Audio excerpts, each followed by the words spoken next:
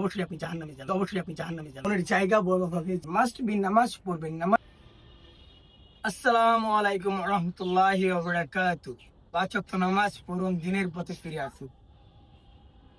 শুনুন ভাই বোনেরা, এই দিন কিন্তু দিন নয়, একদিন কিন্তু মরতেই হবে। যদি মারা যান, আপনি সঙ্গে করে কি পাপ নিয়ে যেতে চান? পাপ নিয়ে গেলে কিন্তু অবশ্যই আপনি জাহান্নামে যাবেন। আর এই জাহান্নামের আগুন বড়ই কঠিন আগুন।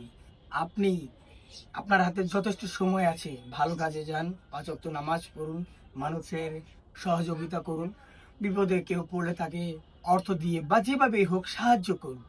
মেন কথা হচ্ছে সাহায্য করুন, এবং মানুষের হক কখনোই মেরে খাবেন না, মানুষের পিছনে কখনো কথা বলবেন না, মানুষকে যতটুকু পারবেন উপকার করবেন, কখনো কারো কোনো কিছু ক্ষতি করবেন না।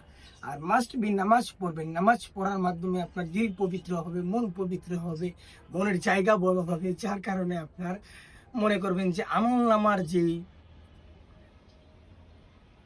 নামার যে জায়গাটা সেটা আরো বৃদ্ধি হয়ে যাবে, আরো উপরে চলে যাবে। তো আমি মনে করি যে নামাজই হচ্ছে একমাত্র জায়গা যে আমাদের হাদিসে কিন্তু বলা রয়েছে জান্নাতের চাবি কি। আপনাকে ক্যামেরাম্যান, আপনাকে বললাম জান্নাতের চাবি কি? নামাজ। নামাজ।